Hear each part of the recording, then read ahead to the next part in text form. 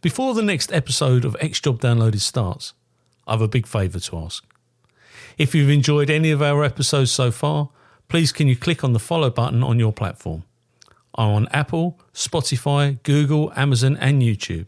It costs nothing to follow, but makes a real difference to me as a podcast producer. Thank you. Thank you for listening to X-Job Downloaded. This podcast contains details of extreme violence and death. Enjoy today's episode. This interview is being tape recorded. My name is Paul Maleary and this is X-Job Downloaded. And today I have the absolute pleasure of interviewing Simon Moloney. Now, Simon was a member of the British Army. He was in the Household Cavalry, if I remember rightly, and went on to be awarded the Conspicuous Gallantry Cross. Good morning to you, sir. Morning, Paul. How are we? Have I got that right? Have I got the introduction right? Bang on. I'd say I've been called a lot worse. I'll take that any day. So, where did it all begin for Simon Moloney? Grew up Hertfordshire, just between St Albans and Luton. Had a good upbringing, strong morals from both my parents, both hardworking. Grew up on a council estate, which wouldn't have changed. I think it taught me a lot about life and how you attack things. You know, I had a few hardships early on, which sort of forms your spirit or your character, I think, going forward. Was pretty good at school, but was just bored, I think. I wasn't thick by any means, but didn't really have too much interest in school. And I was that kid, I think, that never got over Action Man. Every picture you see of me as a kid, I was always in camouflage and Dr. Martin boots and, you know, forcing my granddad, bless him, to dress up with me and whatever. So it was always only ever going to be the army. I didn't think any further than that. But why did you join the Household Cavalry? What was the inspiration to join that?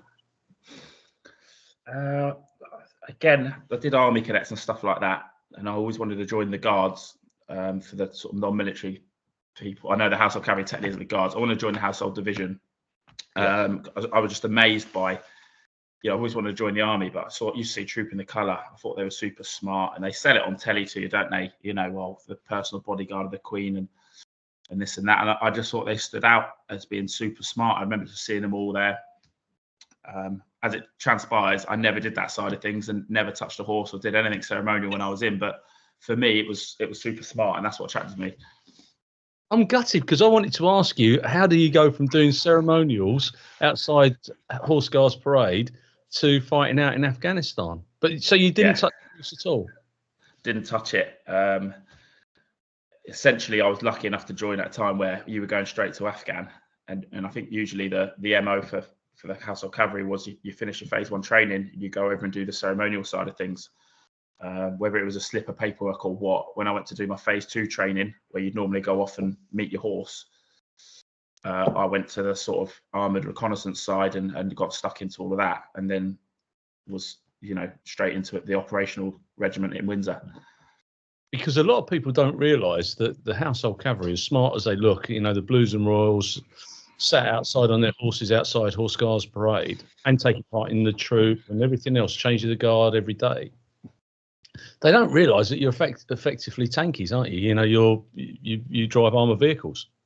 Well, the Household Cavalry was the most deployed unit in the Afghanistan campaign because the regiment was split into different roles. So you had, guys with 16 Air Assault Brigades, so you deployed with them. You then had guys with part of the Brigade Reconnaissance Force, so you deployed with them. You then had guys doing the normal formation reconnaissance role. So you could essentially jump between squadrons and bounce tours, and lads did. It's not uncommon in our regiment that lads did 5-6 tours of Iraq and Afghanistan over 10 years. Wow. So you've done where did you do your basic training? I was in Bassingbourne, out towards Royston, yeah. Yeah, I know it well. Yeah. So you do your basic, are you with other regiments or is it just the Household Cavalry? Yeah, so within everyone, infantry, it was all arms, sort of, as we called all arms, simply because I was 17, so you sort of junior entry, so just everyone goes through a bit of a longer course. They need a bit more, maybe a bit more. I say cuddling, that's not the word, but do you know what I mean? You get a bit more time to progress and a bit more chances. Yeah, that's it. Nurtured, that's the one. And how did you find that? Because have you gone in with other boy soldiers, junior regiment, or? Yeah, so everyone in my platoon was my age, so we were all junior soldiers. It's a fucking big shock because, I was tall, but I was about, 5 stone piss wet through, and you just, you're carrying weight. I didn't need to shave. I was getting picked up every morning on the inspections because I hadn't shaved, but I didn't need to shave. So I used to put a bit of shaving foam behind my ear so that at least he thought I'd shaved, and I get picked up for that. But then he didn't put me for getting shaved. I didn't need to shave until way into after my first Afghan tour. I think on a windy day I was fine. That's hilarious. And like you say, you haven't got anybody there to pick up your mess, make your beds, do your washing up. You've got to do everything for yourself, haven't you? Yeah, so it's a big shock. You go from, having sort of, well, it's not long hair by any stretch of imagination, but to the army, it's long hair. You go in, you get shaved, everyone's got buzz cuts. You get run ragged in all the different uniforms that you've got. They're all dirty. Make sure they're all dirty. You've all been crawling all of them, and it's like 10 o'clock at night, and they say, right, room inspection at 6 a.m, and guess what you do? You're hand washing your clothes, ironing it, drying it, ironing it, hanging it up. You might get 20 minutes sleep, not on your bed, on the floor, because you don't want to mess your bed up. Then you get up and you fail the inspection again, and it just goes like that. It seems like weeks, but in hindsight, now you look back, it was nothing. It's just a blip at the time. Was there any time though that you thought, do you know what, I've had enough of this, I want to go home? I would say no, because I was 17. You're just like a dot, bound, loads of energy. You're excited. I didn't come from a particularly exciting area, and I was just army mad. So for me, I used to enjoy it. I tell you what, hats off to anyone that joins. I left the army at 27 because I was getting fed up with, forgive for want of a better word, the bullshit. I was starting to calculate like, well, that is not necessary, or that is stupid. Yeah. And you're getting patient with it. 17, you do what you want. You just bounce back, don't you? You think everything's amazing. You're happy for, you got a meal, a meal and a roof over your head. You're not bothered. It's quality. So you get your DPM, and you've done all your weapons training. What did you get trained on? What weapons did you get trained on your initial training? Initial training, just the SAAT, so that's the assault rifle. And then when you go on to phase 2 training, so everyone, is together. I'm with infantry, chefs, reconnaissance, tankies, like everyone together. Phase 2, chefs go off and do, chef school. Infanteers go off and do their bit. I went off down to Bovington to do, armoured reconnaissance. And that's where you then learn more weapon systems. So you learn the GPMG machine gun. That is actually it, GPMG machine gun. You might do a bit of grenade work, as in passing the tests and doing so you can use it on exercise. And then only when you go to your regiment then is when you really ramp up the weapons training. Is the GPMG still in use in the yeah, army? Mate. Battle winner, exactly the same, hasn't changed for years. No. You can dig it up and fire it. Essentially, it could be buried for years, it'll still go. Listen, we had a what do they call them, deactivated one when I was in the Army Cadets. Yeah, that was, and that's a long time ago, son. Yeah, I mean, there's still I tell you what, we had 303s as well when I was in the Army Cadets. I mean, that's wicked. That just shows you how long ago it was. But yeah, it was the thought of a teenager firing a 303. I mean, that used to wake you up. Well, can you imagine? I mean, the force that would come out of one of those, and at 17, you think you're particularly strong, but you're not, are you? It's not. Nah. I should imagine this SA8 is far kinder on the shoulder. When you've done your training at Bovington, yeah. At what point did they say to you, there's your airline ticket, get all your kit ready, you're off to Bryce Norton and flying into Kabul? Yeah, so I wanted to join at 16. Mum wasn't keen, and I said, well, the issue is, Mum, I'll just go at 18 when I don't need your permission. So I said, you let me join at 16. I cannot deploy till I'm 18. I get 2 years of training, 2 years in uniform, 2 years getting fit, getting used to it, rather than, having a couple of months training and getting shipped straight out, you know, from civilian to Afghan. She knew I was at it, but she signed. Turned up at the unit at Household Cavalry Regiment at 17 after I'd done both sides of my training. Get put in with the corporal major. We don't have sergeants in the cavalry, so corporal major. He goes, "How old are you?" I said 17. He goes, "When are you 18?" I said February. He went, "Good. Ring your mum. You're going Afghan in October." No. That was it, day one. Yeah. He went, "Now fuck off." That's high quality. And I was excited because it means you get embedded in. You can prove yourself straight away. You know, lads, I think rightly so, the new boy gets treated until he's tested and proven. But we were put straight into pre-deployment training. I was fairly fit. I was very keen. Might not have known much, but I didn't try to pretend I knew much. And I, you know, got stuck in. And before you know it, the lads I had a chance for the other guys to go, "He's not too bad. You know, we'll tolerate him." Yeah, Otherwise, that can go on for years. Yeah, absolutely right. And how did your mum take that phone call? At the time, I thought she took it well. Looking back, she probably didn't. No. You know, as we'll get into it, but you know, probably a contributing factor to me leaving was, I think they've been through enough now. You realise how selfish you are. And I've recently just had a kid, and you know, and on my thoughts of what I would want him to do. I mean, I want him to be happy, but you know, it would tear me to pieces. Yeah. Yeah, no, absolutely right, It's mate. an interesting thought process. Yeah, it is, and your mind does sharpen as you go through life. When you start having children, that gives you one perspective, and then you know, you do your work stuff and you make sure that they're all okay, and then you get to a point where you have grandchildren, and you're and I'll tell you now, and you've been through this, but your mortality hits you straight in the face as you get older, and you've had like a near-death experience in real terms, but as you get older, you start to face your mortality more, and your focus changes. I don't know whether you become risk averse, but you do manage your risk a lot better than I did when I was younger. I had no fears when I was younger. But so you've done your training, you've got your ticket. What was that like going to Did you fly from Bryce Norton? Yeah, flew from Bryce. What was that? Do you know, again, because I'm 17, I'm 18 now, just 18. You're just excited. It's not quite a lad's holiday, but it's just the unexpected. You know, that's the reason I joined. You know, I've got mates at home in my peer group that were doing their A-levels, and I'm getting ready to go to Afghan. I've read books about this, and you know, you read it in magazines about the Taliban. They're, you know, terrifying. They're all what they're up to, and you know, they are bad people. They're still bad people now. There's no doubt about that. And we were going to go. You know, they posed a threat to us, and I truly believe that. You know, we can get into the politics of it later on. At that time, I truly believe they posed a threat to us, and I still do after what I've seen. And I got to go to their backyard and have a go at them, and that was just the closest that I was ever going to get to, you know, how proud I was of, you know, all of our veterans from D-Day or from World War I who went, right, you know, I'm going to give me job up and go over because that's what's needed. And you know, yeah, it was a bit of glory, but I was a young boy and I didn't find anything else exciting, so it was good. And then reality hits you real quick when you're about 20 minutes out from Camp Bastion.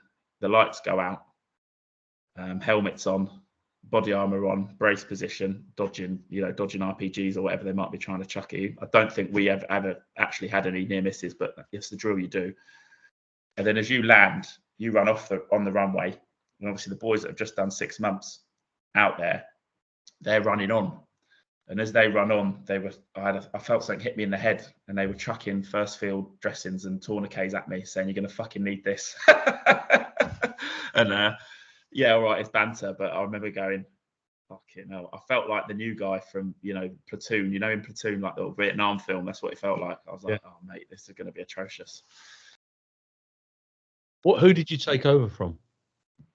We took over from 2nd Battalion Fusiliers out in Musakala, and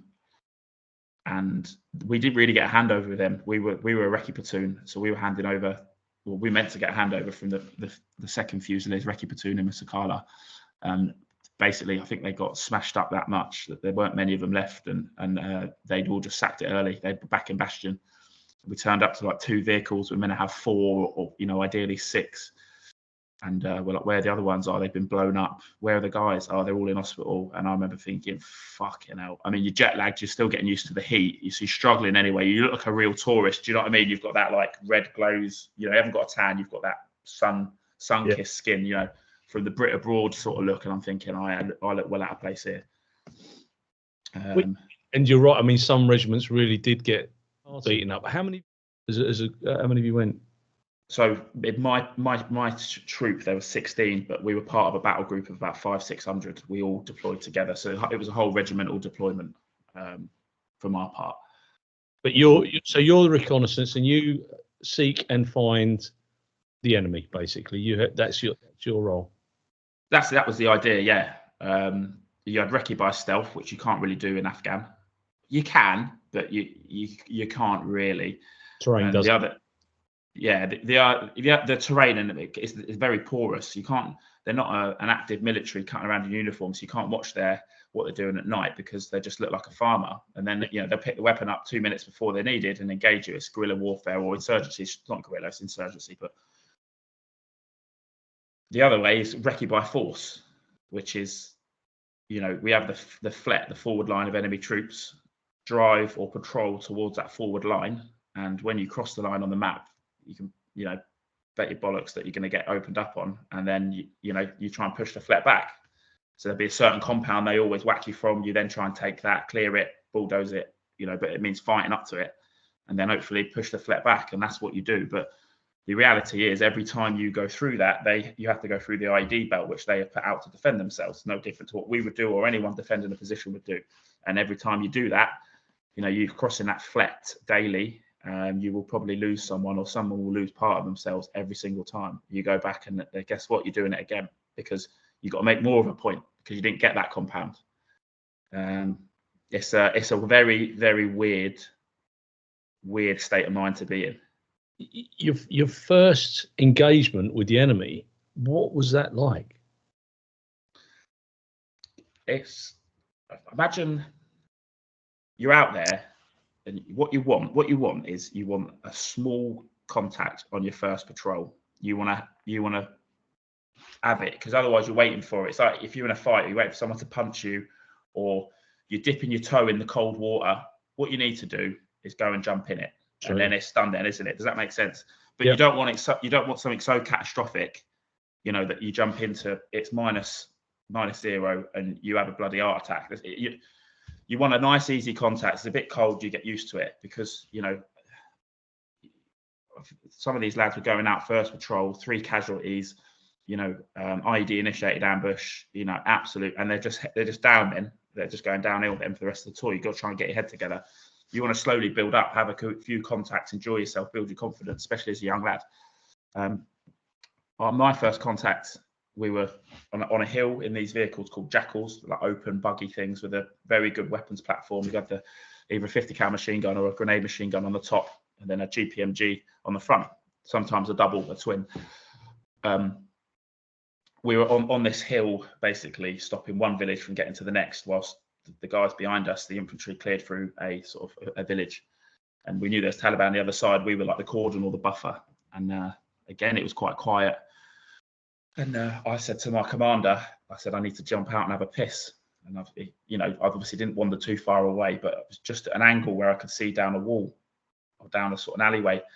And I'm pissing, and I've seen someone jump out. And before I could sort of take, corner your eye, before I could take it in, I've seen the puff of smoke, and he's popped an RPG straight at me.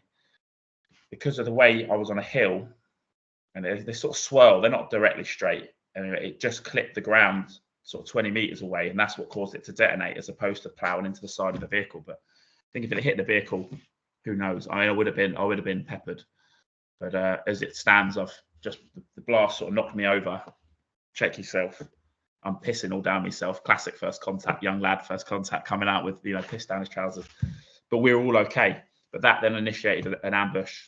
A couple of the other vehicles took a lot of incoming, and my troop sergeant took one to the head, went through his helmet, pierced the top of his ear, and ran round the back. So these helmets, they're designed. They don't really take the impact head on because that would just wobble you.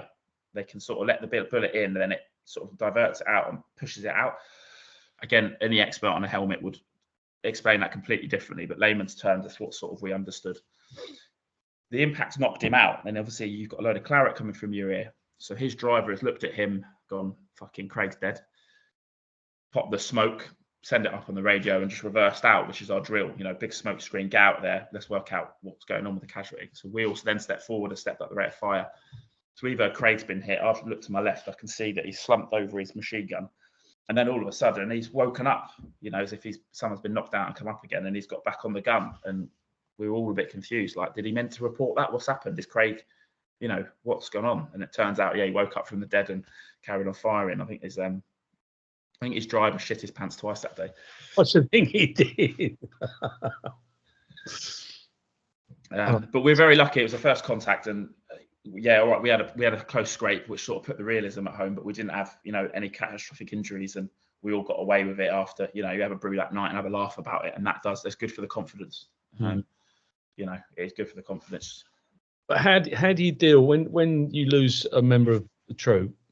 How do you deal with that in real terms? Because those memories, I find you captivating. I feel quite emotional to you, if I'm really honest with you, because I'm really proud, and I won't get all this emotion in my podcast, but I'm really proud of what you boys do. And if we don't have you, then we are totally fucked. Because it's all right, a brigadier calling out for a citizens' army. People can't put litter in the bin, so how can they expect them to load a weapon and then go and use it? And anyway, that's another story. But so how do you deal with if you lose a comrade, or or they get so badly injured? How does that affect the morale of the troop? Talking as a 32-year-old now who's gone through his own little journey of PTSD and has looked a lot more into sort of mental health and how you deal with stuff and helping the lads. At the time, you realize that someone's been hurt, you turn it into anger and you put it back to the Taliban. But I would still do that now if I was at war, because that is what you have got to do. It's you or him. He is trying to fucking kill you or your mates. So you need to get angry and you need to match the tempo of the situation you're in. And that's what we would do, because otherwise, if you didn't, and what you also do is switch yourself off, the feelings go numb and all you feel is rage. And don't get me wrong, I'm not saying we went out murdering and hacking heads off. You're completely controlled, but you've got weapon systems there, and that's what you deal with it. That's the only emotion you feel. And you've got to suck it up and do what's right for Wardy, who lost his legs, or Paul, who's just been smashed up, broke his legs, thought he was going to lose his. Those situations, you're going out on patrol the next day, you got to go out and do it for him, because he very nearly died, and you want to go home, look him in the eye and say, we went back there and we fucking dealt with it, mate. It's done. And the other thing is, if you tolerate it, then you're next. 100%. Listen, you soon realise, not that we didn't think it before, but you get into these engagements, how they initiate the ambushes. You're like, these guys are slick, these guys are cunning foxes, and these guys will fucking kill you if they can. It's simple as that. So you've got to get aggressive, not give them a chance, don't have mercy. And to be honest, it makes it easy. It makes it very easy. I'm not saying you filled with hate, but it's not hard to get aggressive. You've been trained. We're the best in the world at what we do, and I still believe that now. Resources might not be the same, but the mentality of a British soldier always has been the best in the world. A section of infantry can do what it takes a platoon of American soldiers do, just from their tactics, the way they do things. And I truly still believe that now. But it's time. You're out here. You're in the arena, you're in the boxing match. It's round 10 and you're in a heavyweight fight. The world title fight. Let's get it done. This is when it counts.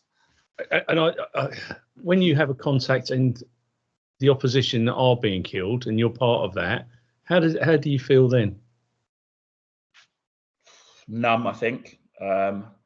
This is a good question, because if I'd have known later down the line, actually it does maybe come back and not haunt you, but don't lose any sleep about killing Taliban, but you do need to process it somehow. When you're 21, you've come home and you're drinking, fighting, and fucking, for want of a better phrase. But that's all well and good. But eventually, something's going to surface. You've got to think about it. You got to also think your mindset. Yeah, I mean, and you're human. At the end of the day, if you're taking what I suppose from a outside looking in, if you've taken a life of somebody and you've got a modicum of humanity, and you're a dad now, etc., etc., that sits with you. You think about all the things that you've done in your life, and that is going to be. And I admire all the old boys that came home from the First and Second World War, never spoke about it. I think talking is good. I think this is a great platform to do that. But yeah, you've got to be able to process that. You wouldn't be human if you didn't. No, I agree. If anyone it doesn't bother, is a complete psychopath and is probably going to do something very bad later in life and end up in prison. Also out there, won't mention names. People, we've got rules of engagement. I never witnessed the rules of engagement being broken, but you had people that, I've engaged the enemy because you think I really fucking had to there. Even if he looks, young and innocent, and especially as a sniper, you get a bit more of a look at him. He picks up a weapon system. You've got to do what you've got to do because he's gonna kill someone, potentially you or one of your mates. There were some people that at the time, got a bit caught up in the moment, still legally engaged people, but would joke about it afterwards, or fuck them and say this and say that. And I think later on in life that will haunt them a bit. I sort of was always in a mindset of I didn't want to do it. There were some people I did. The situations I knew, we built up a picture on them. I knew they were bad people. Didn't bother me at all. I probably smiled as we pulled the trigger. But some of them, you never went back bragging, smoking and like you were in a Vietnam film. And I think some of the lads that did, it was maybe a big front. And I think when the wheels fell off, they fell off big time when it settles down back home, because you're not always going to be a soldier on operations in Afghanistan, like you said, and anyone that becomes a father or, comes home and, you're not always going to be that person. That's an important transition, very, very delicate transition. Yeah, and it builds the bravado, sometimes camouflages their insecurities. Yeah, for sure. I mean, you would have experienced it a lot more in the police, mainly when, I guess, every bloke, his ego's kicking off, he's had a bit to drink. Yeah. Changes a bit differently when it's when they're sober and they're getting interviewed. Yeah, exactly. You're sitting across someone and they've gone from being the biggest arsehole in town to being, I wish I hadn't have done that, but as I say, we're all human, we're all fallible, but if you didn't have that humanity, then there'd be something. You would be a psychopath. There's no doubt. Sure. Narcissistic psychopath, and sometimes these feelings follow them through life. The bravado around their relationships and everything else. And I used to see that a lot. Certainly, people coming back from overseas, they found it difficult in relationships when they got home. And I worked in Essex, so it was a very certainly in Colchester, very heavily based around the military. So I had a lot. And I've said this a number of times, but my dad was in the military, so we were army barmy. That was the bottom line. You've done your first tour of Afghanistan, and you come back to the UK. Do you decompress anywhere on the way back? Yeah, you stop off at Cyprus, give them 4 cans of beer, more than enough, and they essentially lock you in a camp. You probably, the bloke who wants the 2 lads that have been eyeing each other up the whole tour, getting on each other's tits, they'll fight it out and end up hugging and crying, and that's it, done. That sort of gets sorted. They're quite clever. They're just essentially, it's nothing poetic. It's a load of squaddies getting drunk and punching each other. But they'll give you comedians. They normally get a load of stick. And then the last one has listened to it, and he's the good one because he's sort of judged the crowd. He's had three guys before get absolutely destroyed, and then they put someone on who sings songs. They're all singing Oasis, and that hopefully turns the crowd a bit down. And then they give you fresh uniform, and you either go home a little bit hungover, but it's meant to take the sting out of the tail before you go into town and around Windsor where I was based and kick off and cause loads of problems and undo all the work in one night that the regiment's got of all the locals thinking you're lovely, and then you turn the town red. But that was it, mate. And it was, are you feeling all right? Yeah, fine, sweet. I sort of agree with it, sort of don't. I do actually think the more people talk about mental health, people will then come out of these issues that actually otherwise may have been fine and dealt with in other ways. Does that make sense? Yeah, absolutely. You look at the guys in World War One. PTSD wasn't a thing, and now I don't agree with obviously people getting shot for cowardice who had shell shock, but it wasn't a thing. Blokes just knew they had to get on with it, and most of them did. I don't know the percentages. I think if it was back then and we all have the time of where we are now, and we talk about mental health and anxiety and PTSD, the fact of the matter is you are going to have anxiety. That whistle's going to blow, and 80% of you are going to get wiped out. But it's a needs must, boys. It's a very I don't know the answer. I'm just saying I think there is a degree of you got to get on with it because of the job you're in. But I think then there should be more of an effort on when you do come back, you catch the people, and there's you're completely surrounded them. Yeah, I agree. I listened to a number of books, and there's a guy called Ian Moore, and I've had the honour of meeting him a couple of times and watching. He's a comedian, and he used to go out and do depression stuff. And he tells a story in one of his books how he did it, and it was the most. It was really sad, the way that the soldiers were, and he found some of it really, really tough to deal with. But yeah, it is. I don't know the answer. I mean, I always remember, and I tell this story. The Paras were coming back to Colchester, and I was working on a murder, and we were in Colchester Police Station, and when the Paras went away. Obviously, there's a rear party. Everyone, they'll leave a couple of guys behind at the barracks, and they used to go into this particular nightclub. And one of the bouncers obviously didn't have his brain on that night and said, "I hope your mates get killed whilst they're in Afghanistan." So, of course, the first thing they do is they come back. They get told this story, and this 6'6", bronzed. He could have only been a para. He could have only been a. His hair was longer because it had grown on the tour, and these three bouncers came out, and 1, 2, 3 just banged them straight out. And the adjutant comes in with the sergeant major, and he says, "Sergeant Major, do you recognise any of the men in this film?" He said, "No, sir." He said, "Thank you very much. Thank you, officer." And they just walked off into the sunset. They knew it was, but there was no way. And sometimes that's part of the decompression as well. Yeah, 100%. You got to use your brain. I got in trouble myself after my first tour. Someone said very similar, a lapse of judgment.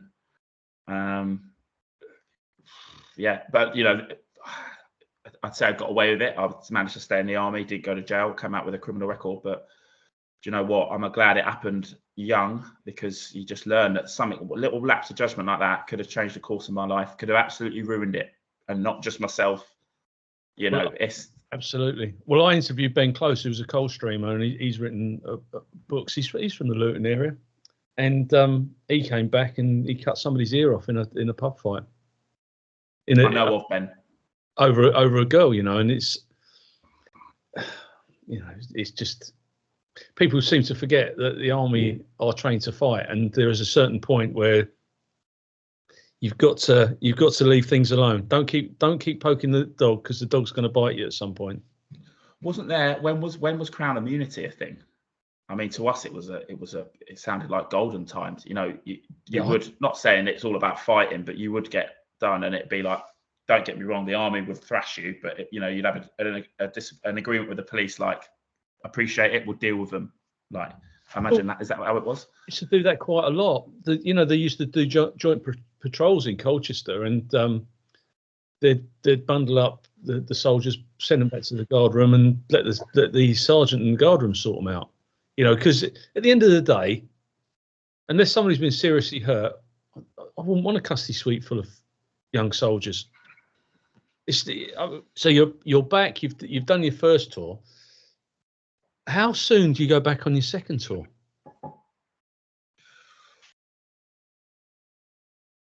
by the time I was out there, would have been about 2.5 years, which seems like a long time. But you'd have to do your sniper's course. I went on sniper selection. Basically, I come back. I thought I want to be a sniper. I always wanted to be a sniper. But when I see that first tour, we took 30% casualties. So 1 in 3 of my troop were either, maimed, lost limbs, life-changing injuries. And to be honest, I didn't do much. I don't think I hit anyone. All I did was dodge IEDs, hit IEDs, extract casualties. And I thought, I'm not having this. I really felt like I'd taken a beating, and I was bitter, and I wasn't too proud of it. And that's how it was. But, I thought next time I go out there, I'm going to be having an effect on these guys, on the Taliban. So went on sniper selection, did my sniper course. That takes a while. You then got to sort of train up, become half decent. Then you go back into pre-deployment training. But my second tour was part of something called the Brigade Reconnaissance Force. So you've got to do a mini selection to get on that. And then your training is slightly different, slightly higher tempo. Not saying any better than anyone else, but the job we had was specialised. Doesn't mean, the lads that didn't do that were better soldiers, but we did have a more specialist role, which meant we were at the business end a bit more, especially as a sniper. It was going to be a good tour. Were you given recognised targets as a sniper? Would they say to you, in this village we are looking for this particular person, or how would that work? Yeah, so you'd always have a little intelligence on people, who were the local commanders were, what they looked like. If there's a particularly punchy character that was coming in. The only time you maybe wouldn't is if it was foreign fighters. So you got your foreign fighters coming in from Pakistan. These are the real guys that have trained hard to kill you, as opposed to what we call the $10 Taliban. So $10 Taliban is everyone in Afghan, especially Helmand Province, has an AK. The average wage is $2 a day. And Taliban say, here's $10 a day, pick that AK up and fight. And then you'll get your local leaders that then orchestrate, you're going left, you're going right on the radios. Obviously, the guys moving across, we weren't special forces, so we didn't have the intelligence picture or resources maybe that they would have got, but we just know they were foreign fighters, whether it be Chechen, whether it be Pakistani, whoever it might be. Then you don't have much information on them. Do you know what I mean? They come from another country, but they're fucking good and they're causing problems, and that's why we'd go in. But you would obviously sometimes get a target pack. You knew it was special, or it was going to be punchy when some dude with an American accent would drop into your brief and then add a little bit on at the end, and you can use your imagination as to maybe who they were. Yeah, they'd give you a bit of information, and you could be like, right, okay, Roger, that's probably a sign we're going to get into a big scrap here. Yeah. And how far out as a sniper would you pitch out? I mean, how far out do they go? Because if you watch the films, they'll be a kilometre away and they've got a sight the size of the Hubble. Yeah. My longest kill was 1,825 meters. Wow. I made that shot because it was perfect conditions. I was high up, and if I'm honest, the bloke I hit was shooting at my best mate. Otherwise, I would never even attempted it. But they were in a real tricky situation that it just dictated. I thought I'll have a look. I could see someone, and I thought, fuck it, I'll have a go. And I missed with the first round. But at that distance, it's like it landed at his feet. And at that distance, it's just like someone's thrown a stone at your feet, as opposed to a high velocity round, because it's lost so much energy. So he sort of looked, and I thought, this is my chance now. He's not scarpered or hit the deck. So I put another 3 in the air, and 2 of them hit him. So, I say like I made this world-class shot. I essentially chucked 3 bullets at him and won it. But yeah, I'll take the credit. 1,200. 825. So 1,825. Yeah. I mean, after that, I nowhere near that. You're looking at 600 meters would be probably ideal. Right. 600, 900, 1,200 is really good. You also wouldn't achieve that distance out in the UK. It's because the biometric pressure and the temperature there means the round gets a little bit better. You get a bit further out of the round, yeah. And what weapons do you use for that? So, it's Accuracy International, which is a British company, and it's just a .338 sniper rifle. So 0.338 of an inch, or 8.59 millimeters is the diameter of the round. Big hole. You're not getting that lump. Yeah. That is. Yeah. Quite... Yeah, it's not ideal on the sniper's course. You'd be better off with the 7.62 or the 308, because stalking with that's a lot better. The 338 is a bit heavier, but the reason the 338 come in is for them long distance kills out in Afghan that was sometimes needed. 7.62 just didn't get near it. Anything over 1,200 meters, you're better off with a mortar tube trying to fire it up like that. Like a mortar tube. So that's why we had that, and it was good. But like I said, really, when you're cutting around on the battlefield, sometimes it was a bit too cumbersome, and I would have rather the 7.62 all day. Did you have to spend time out in the field, or were you this is another classic Hollywood thing, someone will spend a few days out in the field, and they'll dig themselves in and they'll piss in bags and all that sort of stuff? Yeah. In Afghanistan, first tour, we'd sometimes do 2-3 days, 3 weeks out if you're living off the vehicles. Because we're the Brigade Reconnaissance Force, we were living in Camp Bastion. So you had Wi-Fi, better food, showers, proper gym, laundry. We would launch via helicopter, so it's called a HAF, Helicopter Assault Force. You'd land behind the IED belt, which I spoke about, on my first tour. Yeah. You'd bound into his back garden, and you'd take that compound, that'd be your footing, and then you'd launch forward. So you sort of risk adverse. You're always fighting, but you kept catching him on the back foot. He doesn't see you a mile off. You land in the night in his back garden and take him by surprise. So in that respect, on our second tour, we were only out for sometimes 8 hours. And I think my record from being in a firefight to having an ice cream in my hand was 45 minutes. That's probably my proudest accolade. No, you've got better accolades than that, mate. I'd say that now. What was the camaraderie like out there? Oh, spot on. You're very lucky as a human to experience that level of a bond. You've got friends that it takes 20 years to build that bond, and probably some sort of trauma and tragedy where someone's had to step up and be there for you, and you go, fucking hell, I can trust him or I can trust her.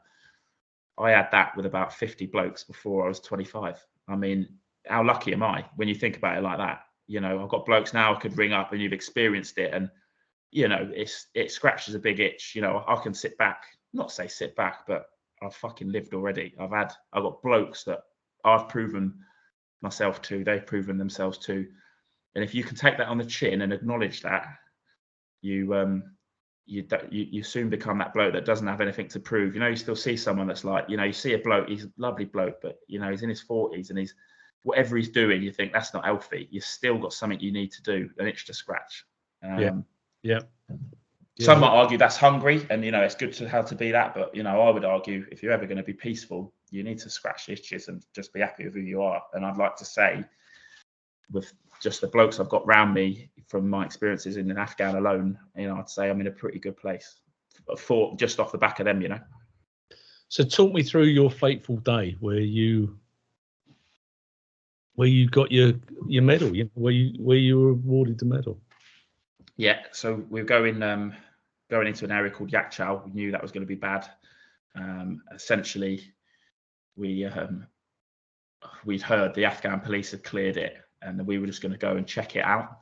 We knew the Afghan police hadn't cleared it because they hadn't sustained any casualties, and it was, it would have taken us, weeks of deliberate fighting to clear that area. We landed in the dark as normal, went towards a compound.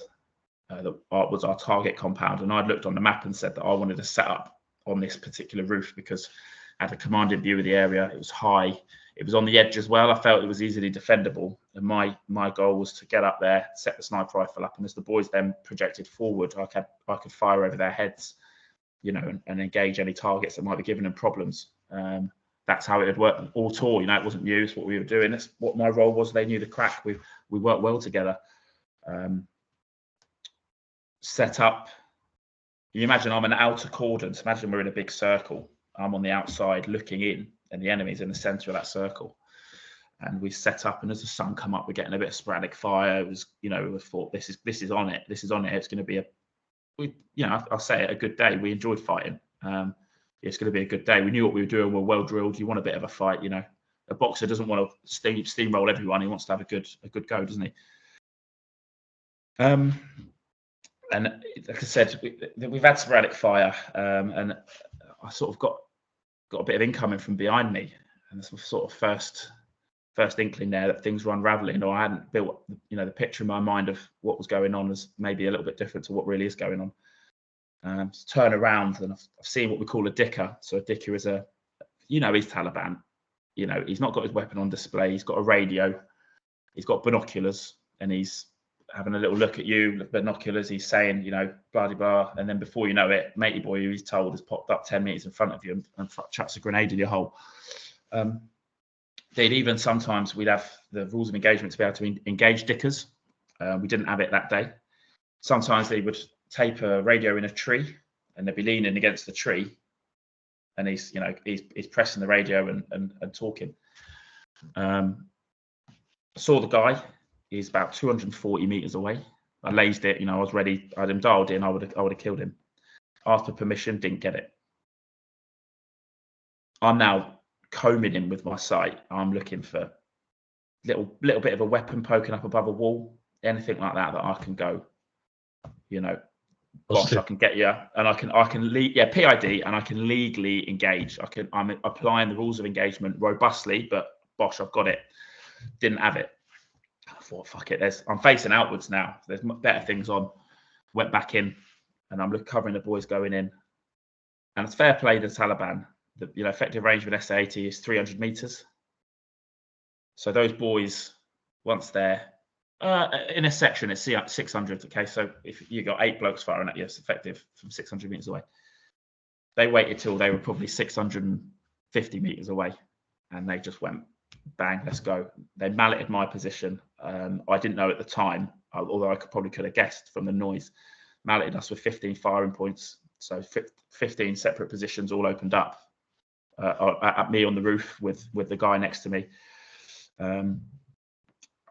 Tried to deal with it, tried to get a foothold, working out what the fuck's going on. In that position, really, you need a couple of machine guns, some sniper rifles redundant. I can maybe hit the odd guy, but what you want when you get ambushed is an initial rate of fire that's going to get the enemy's head down. And he goes, fuck.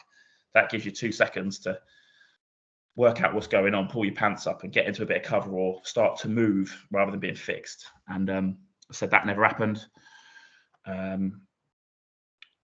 I've turned one way to engage where I could see, muzzle flashes and whatnot. And the guy, I know it was the guy that I initially asked to engage before, was fired a round. It's gone in front of my mate's face and ripped straight into my throat. So it hit me just behind the Adam's apple, went through, come out the other side. I felt it. Feels like I've not been struck by lightning, but it probably feels like that. Sort of, just like God just sort of dragged you around by your helmet a little bit.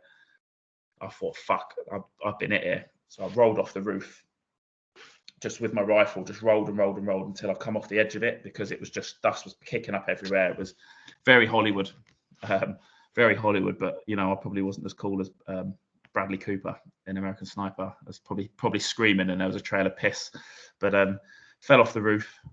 Landed on my feet. So I was expecting a big fall, probably would have maybe done some damage to my spine or neck, depending. I was a big lad, but I had body armor on. You don't know how you're going to land. Turns out I landed on a goat. That goat's on all fours, like arms spread out, absolutely shit state. Some 100-kilo meatheads just rolled on him with all his body armor. I landed on my feet. Anyway, I can't see my neck, but I can feel it. I've got 2 holes either side of my Adam's apple. Look down, I've got blood all over my hand. But it's not spurting up the wall, so it's not arterial. I'm taking deep breaths. I can't hear gargling, and I'm breathing okay. I'm not choking. I'm thinking, might be all right here. But I thought, probably not going to be all right. I've fucking been shot in the throat, I think. So I thought, right, got a couple of minutes left here before I'm dead. Ash was stepping up. Ash was on the roof with me. He's now giving it, he was really giving it some of the machine gun, trying to get a foothold. I ran around the side of the doorway because I've seen a bit of movement. I think 3, potentially 4 Taliban are stacked up about 20 meters away in a ditch. I mean, they've obviously used this as cover. They would have come in and probably, well, they were close enough to toss a grenade in.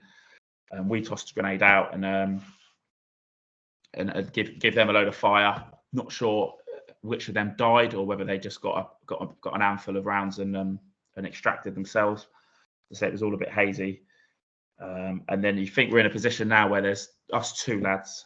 We had a camera crew with us, which we never had again. We said they were jinxed. Anyone that had them with them just got absolutely malleted to be like, you can fucking stay away. And we had a punchy 5 minutes of just real fighting, real like closer than I'd ever have liked to have been to blokes coming in. You don't mind chasing them down, but it's a bit different when they're chasing you. And like I said, I didn't actually get it. I got it on the radio. Called over that I've been injured. Didn't expect nothing. And what the radio, the medics come running through the door, probably 3-4 minutes after I initially sent it on the radio. He's run through 200 meters of open ground, being shot at, past Taliban that are shooting at me, just as medics do. And he's come in and he's like, and then sort of I've had a little look. I'm running around like a blue-ass fly. I've got the footage. I'll send you it if you're interested. Oh, mate, I'm absolutely captivated. Interested doesn't even cover it. So please do. Yeah. So the medics come in. We got on well. And Wes Masters, he got a military cross for his action, and rightly so. He sort of, you always got a joke out of him. He's never flapping.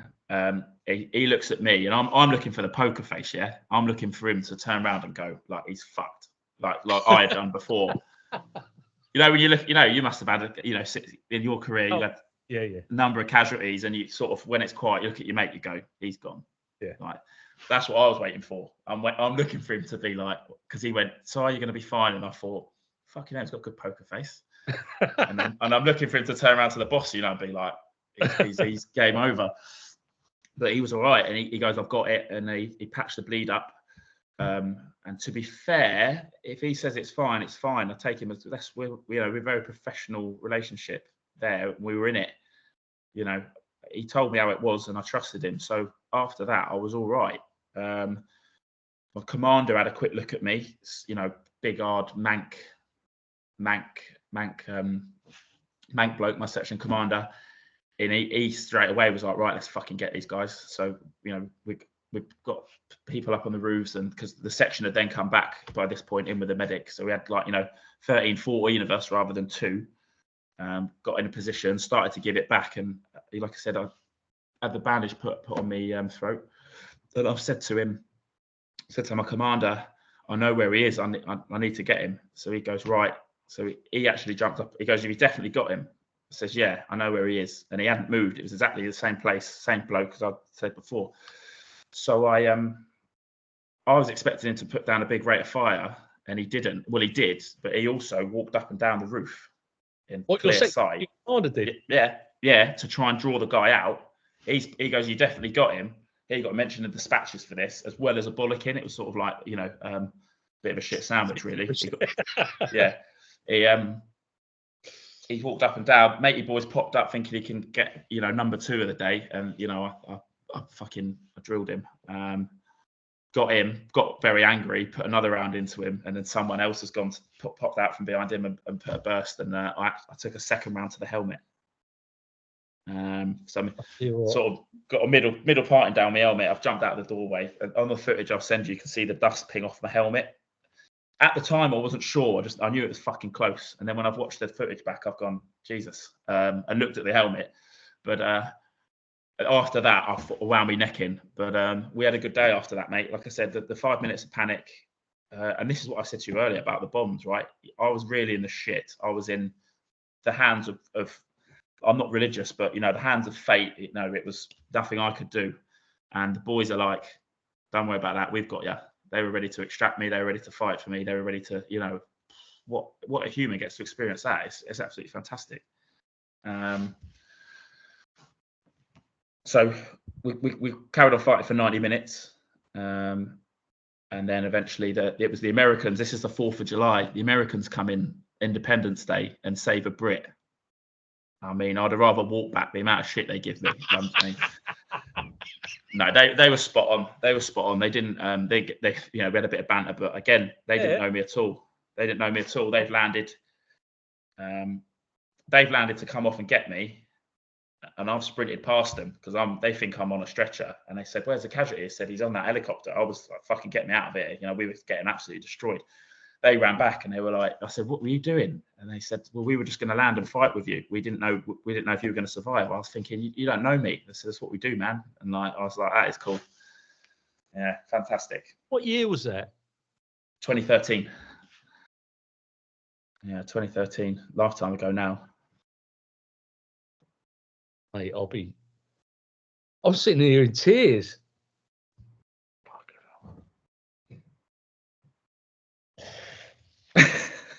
Sorry.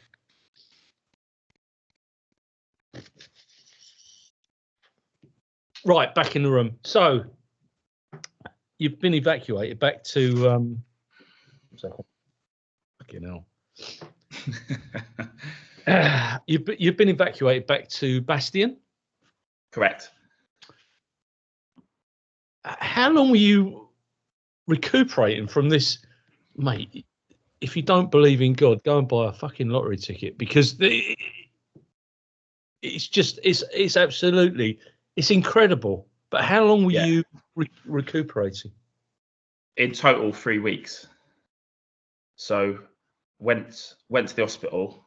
I mean, they were amazing. You turn up, you think, no disrespect to the NHS, I think they're massively under-resourced, and I think they do a great job. But there, you had every specialist in a room, and they're like fighting over who's going to do what. Cardio, ear, nose, and throat. I'm going to do this. Plastic surgeon saying I'm going to do this. And that's the extent of my knowledge of categories. But you understand what I'm saying? Yeah.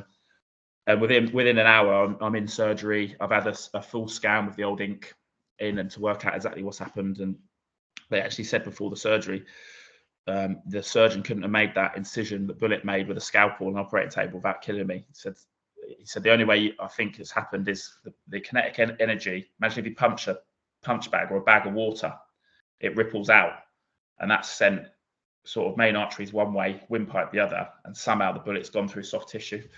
It also helped that it was a tracer round, so it's cauterized on the way through. It stemmed a lot of the bleeding. So they operated on me that day. I flew back to England a couple of days later, and then had, I think, 2.5, 3 weeks at home, and the stitches were out. Once the stitches were out, I was clear to come home. I had a few psychiatric evaluations, but the best thing I could have done is get back out there. If I'd have gone home and stayed there, I think my mental health would have gone one way, and that's down. I got to go out, be back with the lads, back on the horse.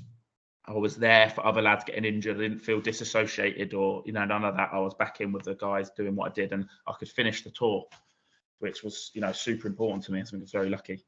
How were your parents about, you being injured?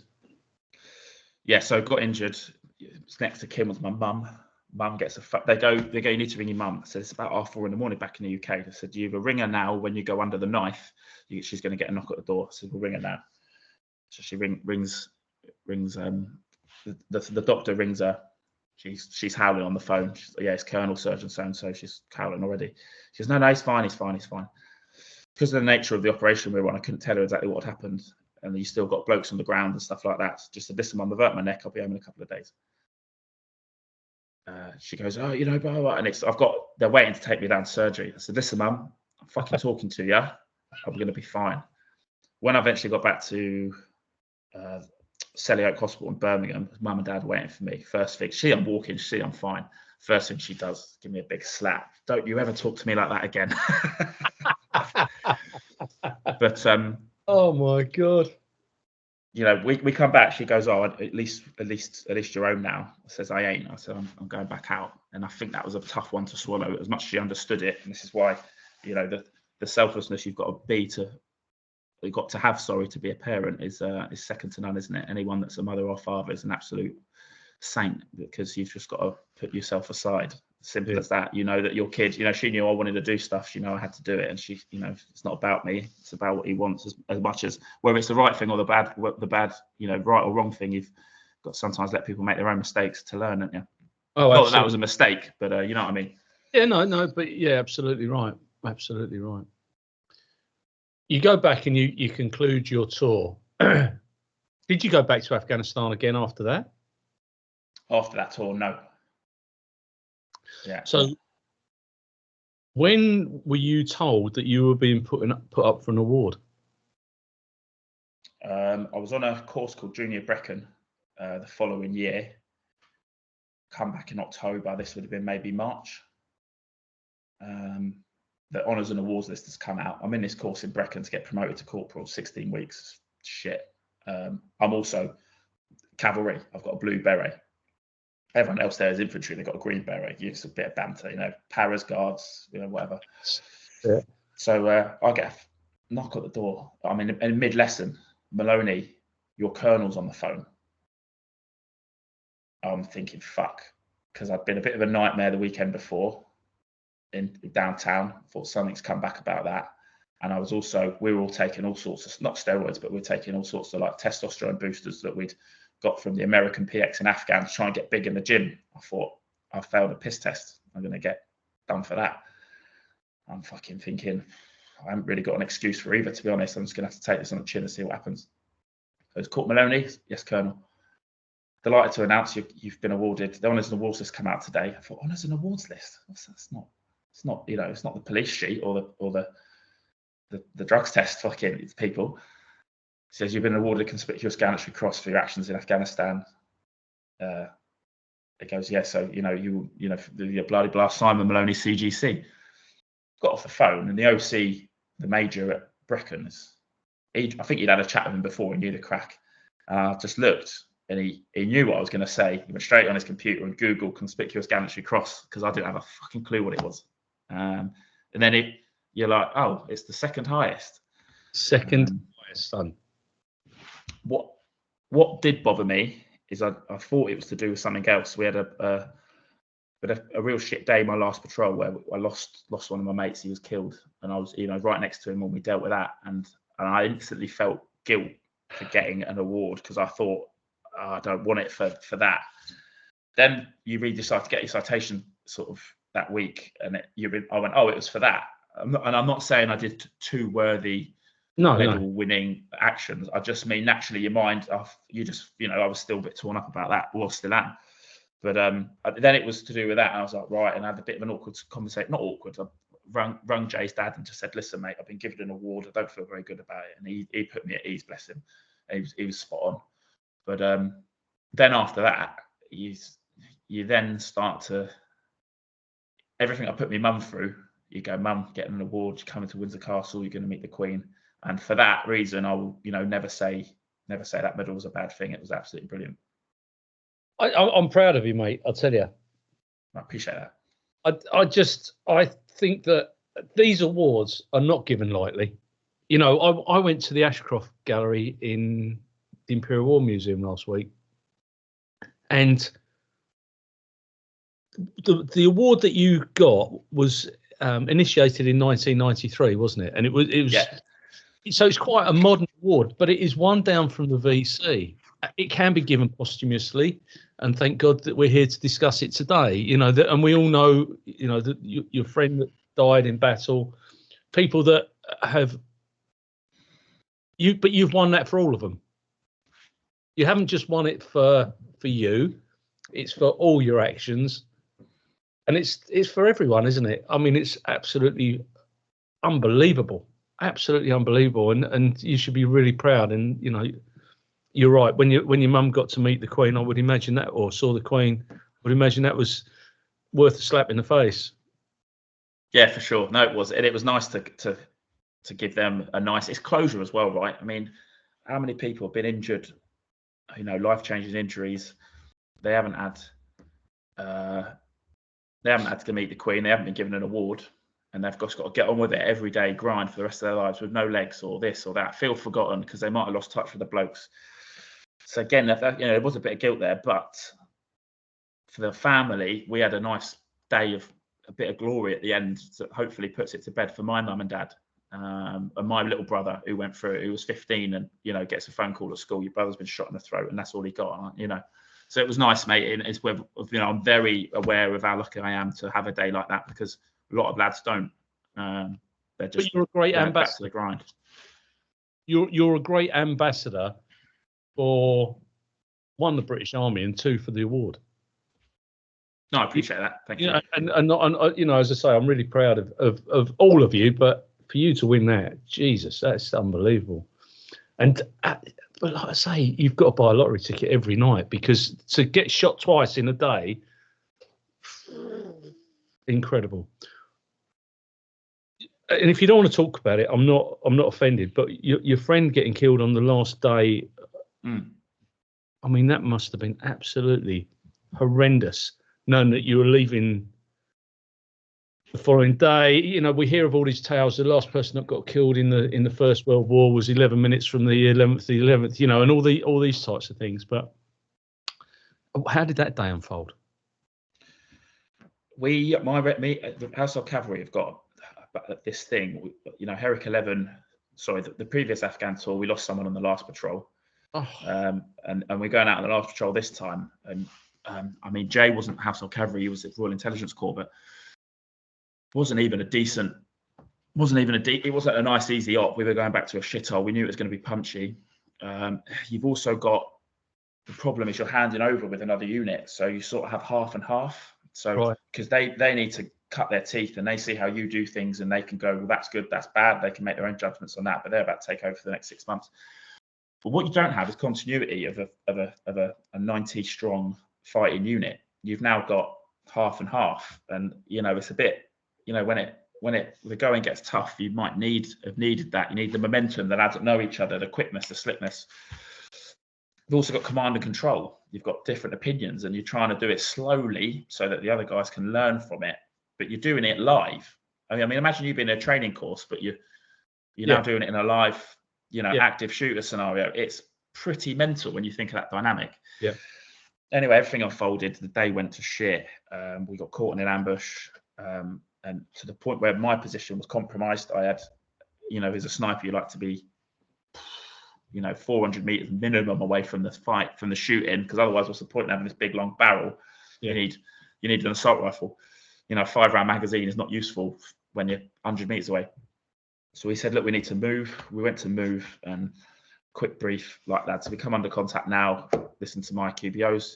If we come under if we have a casualty, listen to me. I'll deal with it. Make sure the gun comes up at the front, and we'll just get a massive rate of fire down and pull the guy out.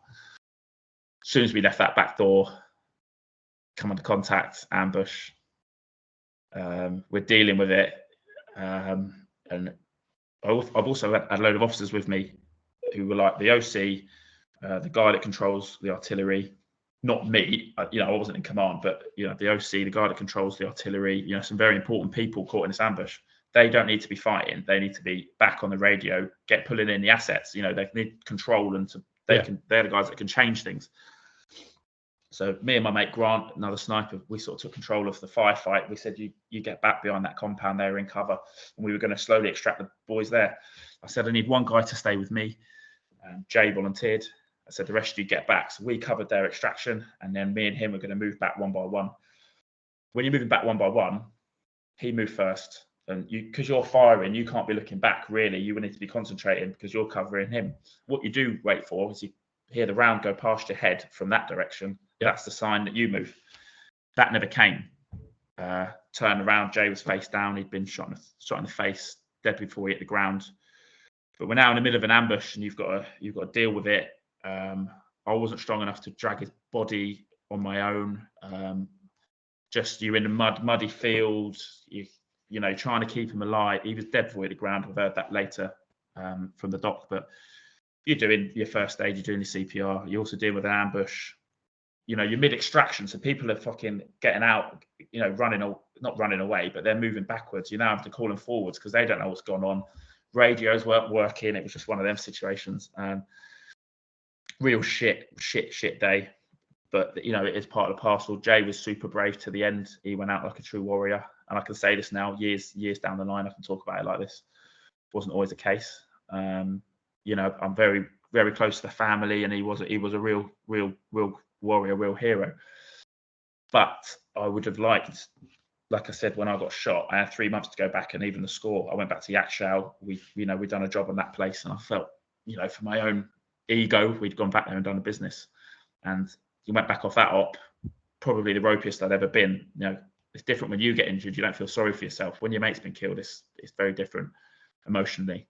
And they're like, weapon off you, you're going home. And I honestly would have stayed out there for another 6 months just to have gone through the cycle and felt a bit better about it. But instead, they just ripped you out of the situation, and they've ripped that band-aid off. You've just left it very raw. Yeah. And going back into the real world, then you're very venomous, very bitter, very angry, and you've got nowhere to outlet it. And this is when it could have gone dangerous with either drink, fighting, fucking drugs, whatever it would have been. It was a bit of a sticky situation. It was fucking horrible, to be honest. Just simply because of the timing. That's no one's fault, but very venomous, very venomous. And I get it, mate. I do get it. So you're back in the UK. How long did you serve before you signed off after that? I left. So that was 2013. I got back end of 2013. I left the army in the end of 2017. Did a couple of things, all sniper related. So I taught at the sniper school, did my sniper instructors first, or sniper commanders as it's called. Did some pretty cool stuff. Went to Canada, Kenya, Norway. Went to Norway doing Nordic skiing and biathlon and stuff like that. It was all right, but I was just chasing it. And you do what you do. I'm not, I was cutting around saying, you weren't there like some sort of Vietnam vet, but you've got some 21-year-old officer pulling me for telling. I remember once I was teaching a lesson when I was training recruits, and 21-year-old officer pulled me aside and said, "You're teaching it wrong. That's not how you react to effective enemy fire." And I could have left him in that fucking woodblock. And do you know what? It's not his fault. He's doing what he's taught, but he maybe didn't manage it as well or communicate as well. And I thought, do you know what? It's time for you to go. It's not. You're not enjoying it. And you're at risk of becoming one of them crusty old blokes telling his story too much, just boring people to death. Uncle Albert from Only Fools and Horses. I thought, get out, start fresh, and it took me a little while, but you realise you can talk about it. I'm happy to come on the podcast and talk about it, but you're not Simon Maloney, the sniper. I'm Arthur's dad. I'm do what I do. It's cool to talk about over a beer, but you've got to leave it, or it's gonna eat you alive. But what the cathartic moment of discussing it, and I don't know how many other podcasts you've done, and I'm very honoured to have you on here. But to talk about things is good. It's what we do, isn't it? Because when we bottle things up, I always remember a pathologist at a post-mortem. We were talking, and I used to go to a few post-mortems a week. Quite depressing, but that's part of my life. And he said, if you ever have problems, don't put them in alcohol. At which point he picks up an organ and puts it, he's got it in alcohol. He said, because all you do is you preserve your problems forever, in the same way that you're preserving this heart or whatever organ it was. And they're right. So to talk about it and to share what's gone on, you got me going, mate. You've had me going a few times today. Mind you, don't take it the wrong way, but I quite Strictly Come Dancing. But anyway, no, I'm only joking.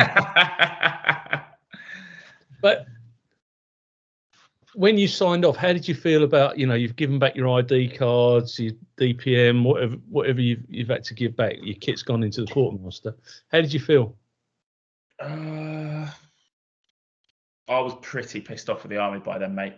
As much as I enjoyed it, there was just the bureaucracy of it, of the room inspections. I've buried mates and taken life and commanded small sniper teams, as part of a reconnaissance unit in Helmand Province at the age of 23, 21, 22, 23.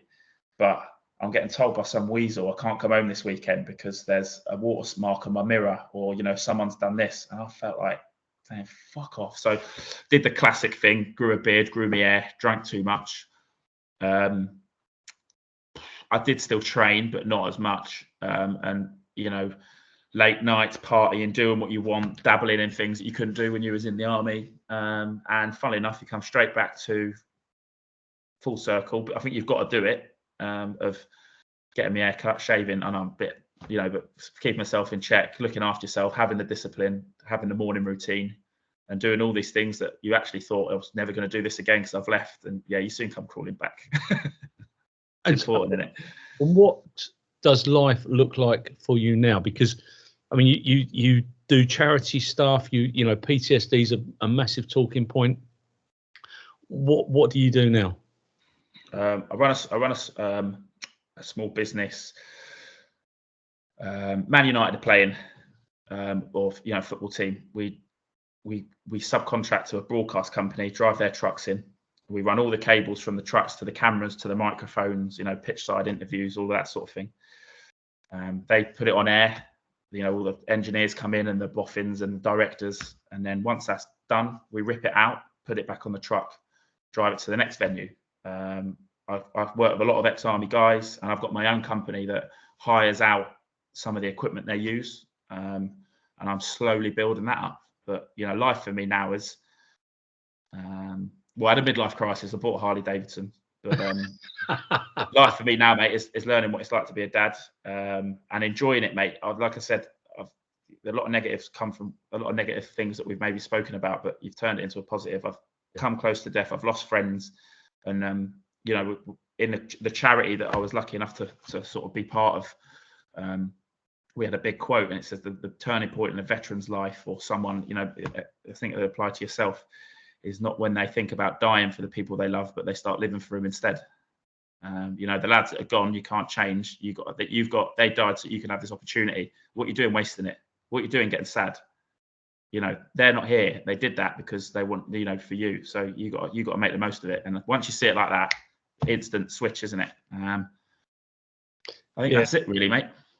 I mean, so what's your company called? 338 Cable Hire. 338 after the sniper rifles. I'm highly imaginative with my name. 338 Cable Hire said, I'll go out on the jobs. When I'm not, I work on the cable. I get to drive to work in my pickup truck with a dog in the passenger seat. I'm happy as Larry, mate. I'm happy doing that. You do West Ham? I am West Ham fan, yeah. I'm West Ham fan. I've done West Ham. How do you now feel, the way that we extricated from Afghanistan, how did that make you feel? Glad you brought back to this point. I've taken life. I've seen life being taken, and you justify it some way in your head. I think I went off to Afghan thinking it was glorious. It was the right thing to do. It wasn't quite landing on the beaches of Normandy and saving your country, but those people are bad people. The ideology does need fighting. If they had their way, it'd be a very different England and very, very different Europe. And I'd made my peace with that. And then after the way we pulled out of Afghanistan, I just thought it was for fuck all. And when something clicks, I've been played. I was just a pawn. Government doesn't give a fuck. No one gives a fuck. Everyone's saying we should never have been in Afghan. Are you really, really, really then, Jay that died, not saying he died for nothing, never ever thought that, but you start to think differently. And then you realise it's never about that. What is the United Kingdom? It's ex-policemen like yourself. It's people that have a bit of pride about them, have a sense of purpose, whatever it is. It's even if it's the road sweeper that gets up every morning, makes sure his uniform's smart and sweeps the road when no one's looking. That to me is British people. And that's why you do it. It's not, the government does not represent us, in my opinion. The media definitely doesn't. And you start to cling on to that. That's my opinion, but it was a venomous journey getting there. It's very sour. But do you know what? The fact is that the sacrifices that were made so many lives better out there. The women could be educated, all the positives. I think for me as an onlooker, the fact that it's all going back to where it was, that's the bit I find really hurtful, really distasteful. And I've got a lot of friends who have been out there in battle, and they've lost mates, and the similar stories to yourself. And I feel for them. They don't, but I do. As as a member of the public, and I am proud, absolutely to the core. Your PTSD battles, and I understand exactly why you have had PTSD. But you're involved with a charity we're in a charity that deals with PTSD. How does that all work? So my best mate, Paul Minter, we were in lockdown together. He was discharged from the army for having PTSD. He did 5 tours of Iraq and Afghan, not 10, but 5 between Iraq and Afghan. I think 3 Afghan, 2 Iraq. Sorry if I'm wrong, Paul. He come up with this idea. He basically, there's a big stigma attached. Well, come and see us if you've got PTSD. As soon as you go and see them, they strip your ID card off you, take your uniform off you. You never hold a weapon again. You're sent home on sick leave and let you leave the army, and you're left on your own. So long story short, he goes, I've got to do something big to make this a name. So he come up with the name Head Up Charity, keep your head up. Again, we're very imaginative, my peer group of friends. And he ran 5,800 miles around the UK coastline. No way. 30 miles a day. And every time he stopped off, he relied on someone taking him in so he could tell our story or hear their story. A lot of them were bereaved families or ex-veterans or whatever. Right. So he did that. Myself and then 2 other lads, we started the charity, and they have just rowed the Atlantic. They've just finished last week as a part of a team of 4. I mean, they've stitched me up now. I've got to do something, but the aim is to build this. Have you decided what you're going to do? Yeah, it's called Summit to City. So climb Mont Blanc, cycle from there to Calais, row the Channel, and then run to London. But thankfully, the little man was born and I can put it off a year. But the aim is to build a retreat that you can, as long as you can prove you're in the army, eventually it'll be emergency services as well, but we need to, not run before we can walk. Build a retreat where you come and live with us for 7 days. And we're not trying to, if you're quite serious, we'll then signpost you to an awesome charity called PTSD Resolution, which anyone who's going through it, ring them. They got me out of the hole. They'll get many people out of the hole. But 7 days, live with us. It sounds a bit, if I don't pitch it right. So some people will say it's not for me. Sleep, how to get a decent night's sleep. So power down routine at night, cold water therapy, journaling, positive mindset methods, breathing techniques, sorting your meal, your diet out, food that's going to make you anxious, food that's going to help that, meditation. And you're only dipping your toe into each of these. You're not going to come out, a complete hippie, with your tie-dyed trousers on, but you are going to pick up a few things that you go, I need that to help me sleep better at night, little hints and tips, and then we all start breeding it, and it's just ways to live better that mean you don't have to take time out from work, and it can save your career. If you learn that in the army or the police force, you guys go back on the beat every day, you can learn a couple of these techniques that help you manage through the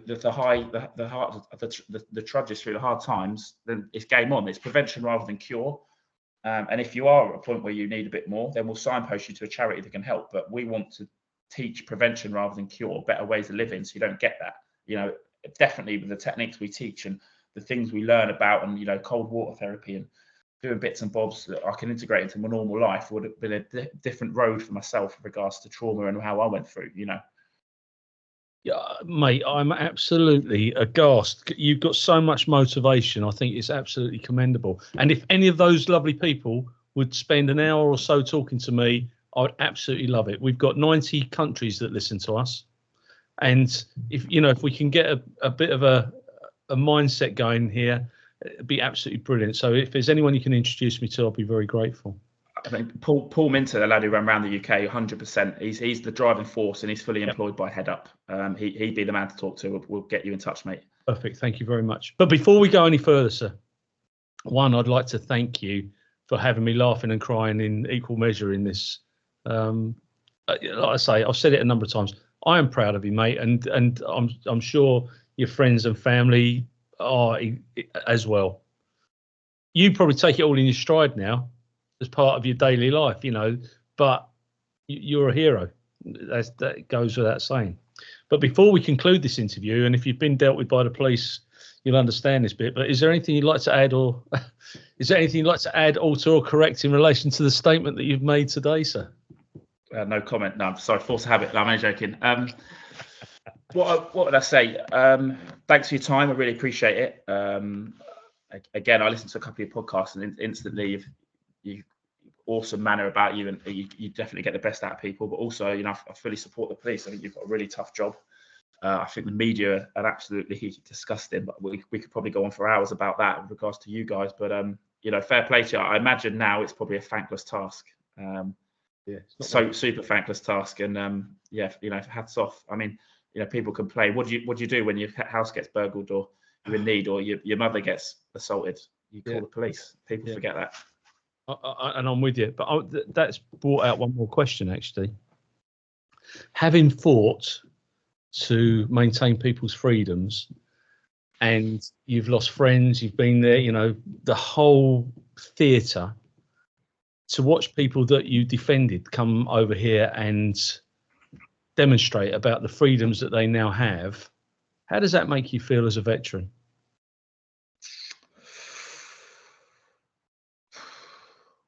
A really Chad answer now. Wasn't our job. We signed up to defend the enemies, foreign and domestic, to Her Majesty the Queen. Was Her Majesty the Queen when I signed it, or swore my oath of allegiance, and that's that. Hopefully one day they wise up and they realise why they have these freedoms. But if they don't, I hate to say this, but lions don't bother themselves with the opinions of lambs. If you're going to be that narrow-minded, good for you. I'm glad you're safe. But a lot of people made sacrifices you may never even understand. Good luck to you. Good answer, son. All right, son. God bless you. Thank you so much for your thanks, Paul. Thank you for your time. I absolutely loved it. And I'm still sitting here now shaking. So thank you. All right. We'll speak soon, mate. Take care. Have a nice day. Take care. Bye-bye.